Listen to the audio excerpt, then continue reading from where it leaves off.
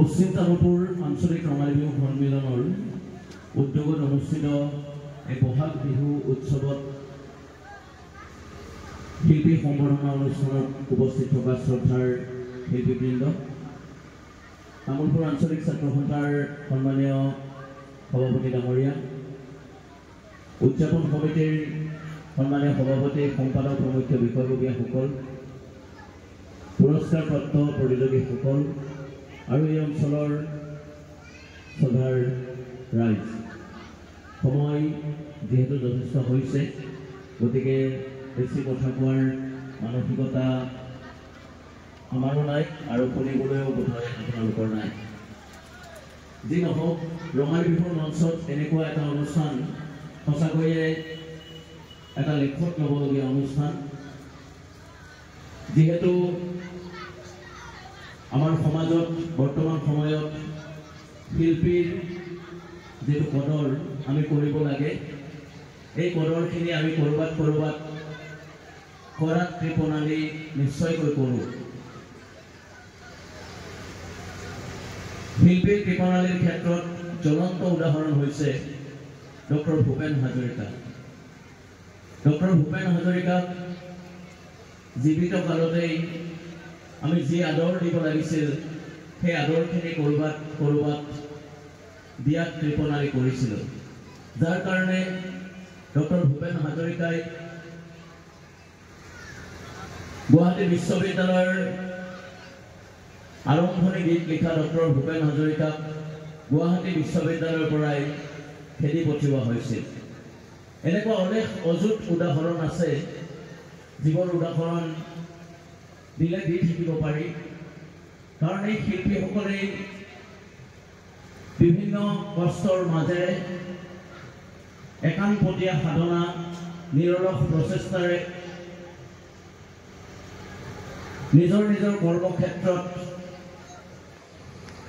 কাম কৰি যোৱাৰ সময়ত আমি ভাবিব নালাগে তেওঁলোকে একো কাম কৰা নাই বা আমি নাভাবোঁ, কিন্তু তেওঁলোকে ক'ব নোৱাৰাকৈয়ে আমাৰ যিখিনি পৰম্পৰা, আমাৰ যিখিনি ঐতিহ্য, আমাৰ যিখিনি সংস্কৃতি, এই আটাইখিনিক একেলগে সন্মিলিতভাৱে আগুৱাই নি আমাৰ জাতীয় সত্তাটোক চহকী কৰাত যে এটা অফুৰন্ত অৱদান আগবঢ়াইছে, এয়া ধ্ৰুৱ সত্য কথা।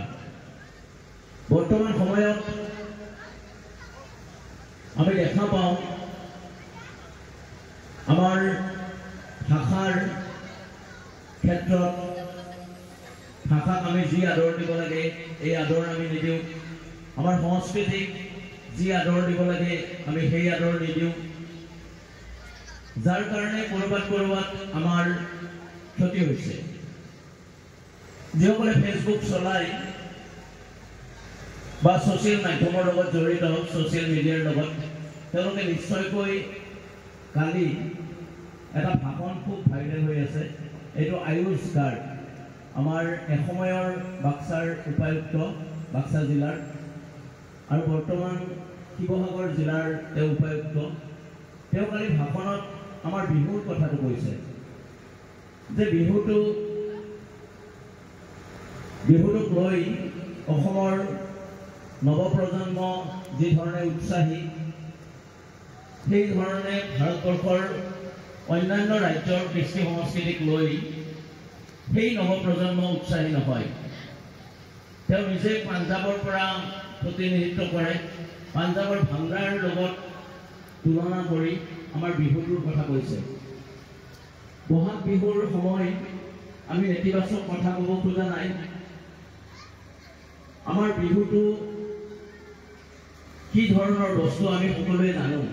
বিহুটোৱে কি ধৰণে আমাক উৎসাহিত কৰে, কি ধৰণে প্ৰেৰণা যোগায়, বিহুটোৱে কি ধৰণে আমাক সাহস যোগায়, এই কথা আমি সকলোৱে কম বেছি পৰিমাণে জানো। বিভিন্ন সময়ত আমাৰ অভিযোগ উত্থাপিত হয়, নৱপ্ৰজন্মই কৃষ্টি সংস্কৃতিৰ পৰা বিচ্ছিন্ন হৈ গৈ আছে। এই নৱপ্ৰজন্ম কৃষ্টি সংস্কৃতিৰ পৰা বিচ্ছিন্ন হৈ যোৱাৰ যিটো কথা ওলায়, এই ক্ষেত্ৰত অকল নৱপ্ৰজন্মই দোষী নে আমিও ক'ৰবাত দোষী, এই কথাখিনি কিন্তু আমি আত্মমন্থনৰ প্ৰয়োজন আছে। আমাৰ আইনাম, আমাৰ বিহুনাম, আমাৰ বিয়া গীত, আমাৰ মহোহো গীত, যিসমূহ আমাৰ সংস্কৃতি আছে, এইবোৰ ৰখাৰ ক্ষেত্ৰত নৱপ্ৰজন্মক আমি ক'ৰবাত কিজানি শিকাব পৰা নাই, ক'ৰবাত কিজানি আমি তেওঁলোকক সেইখিনি বুজাব পৰা নাই। গতিকে আমি এই মঞ্চৰ পৰা আহ্বান জনাইছোঁ, আমি যিখিনি নাজানো আমি অগ্ৰজসকলৰ পৰা শিকিব লাগে, আৰু আমি যিখিনি জানো আমাৰ পিছৰ প্ৰজন্মক আমি সেইখিনি শিকাব লাগে। এটা কথাৰে মই মোৰ বক্তব্যখিনি সামৰিব খুজিছোঁ। আজিকালি দেখা যায় ভাষাটোৰ ক্ষেত্ৰত মই এটা কথা ক'ব খুজিছোঁ,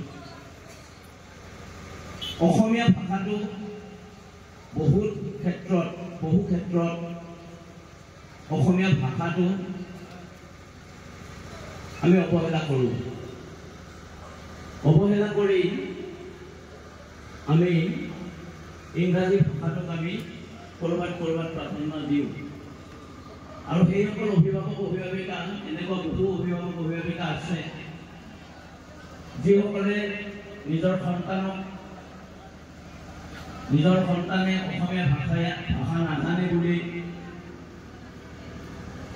অন্যৰ আগত চিনাকি দি ভাল পায়। আমাৰ মাইনাই অসমীয়াটো নাজানে, ইংলিছত কথা পাতে। আৰু যিসকলে অসমীয়া ভাষাটো জানে ক'বলৈ বা লিখিবলৈ শুদ্ধকৈ, তেওঁলোকক আমি প্ৰশংসা কৰা মানুহ এচাম আছে যে তুমি ইমান ধুনীয়াকৈ অসমীয়া ভাষাটো কোৱা, তুমি ইমান ধুনীয়া শুদ্ধকৈ অসমীয়া ভাষাটো লিখা। তাৰমানে ভাষাটোৰ আমাৰ এনেকুৱা হৈ পৰিছে, আমাৰ ভাষাটো শুদ্ধকৈ কোৱা মানুহৰ সংখ্যাও কমি গৈছে, যাৰ কাৰণে আমি কোনোবাই শুদ্ধকৈ অসমীয়া ভাষা ক'লেও আমি তেওঁক প্ৰশংসা কৰোঁ। কিন্তু আমি আমাৰ ভাষাটো জীয়াই ৰাখিব লাগিব, আমি আমাৰ ভাষাটো ক'ব লাগিব, মুখৰ ভাষাটো আমি জীয়াই ৰাখিব লাগিব। নিজৰ ভাষাটো যদি আমি নজনাকৈ অন্য এটা ভাষা আমি যদি শিকোঁ, নিজৰ সংস্কৃতিখিনি নজনাকৈ অন্যৰ যদি আমি সংস্কৃতি শিকিবলৈ যাওঁ, তেতিয়াহ'লে নিশ্চয়কৈ ক'ৰবাত আমি আগবাঢ়ি যোৱাৰ পৰিৱৰ্তে আমি পিছ পৰিহে ৰৈ যাম। কাৰণ আমাৰ সংস্কৃতি চহকী সংস্কৃতি। মই পুনৰবাৰ কৈছোঁ, আমাৰ ভাষাটো এটা চহকী ভাষা। আমাৰ ভাষাৰ নিচিনা ভাষা, আমাৰ সংস্কৃতিৰ নিচিনা সংস্কৃতি অন্যত পাবলৈ নাই। সেয়েহে মই এই মঞ্চৰ পৰা সকলোকে আহ্বান জনাইছোঁ, আমি সকলোৱে অসমীয়া ভাষাটো ভাল পাওঁ আহক, আমি সকলোৱে আমাৰ কৃষ্টি সংস্কৃতিখিনিক ভাল পাওঁ আহক। বিশেষ নকওঁ, এইখিনি কৈ মই সকলোকে ৰঙালী বিহুৰ শুভেচ্ছা আৰু অসমীয়া নৱবৰ্ষৰ আন্তৰিক ওলগ জনাই মই মোৰ বক্তব্য সামৰিছোঁ। ধন্যবাদ। জয় আই অসম।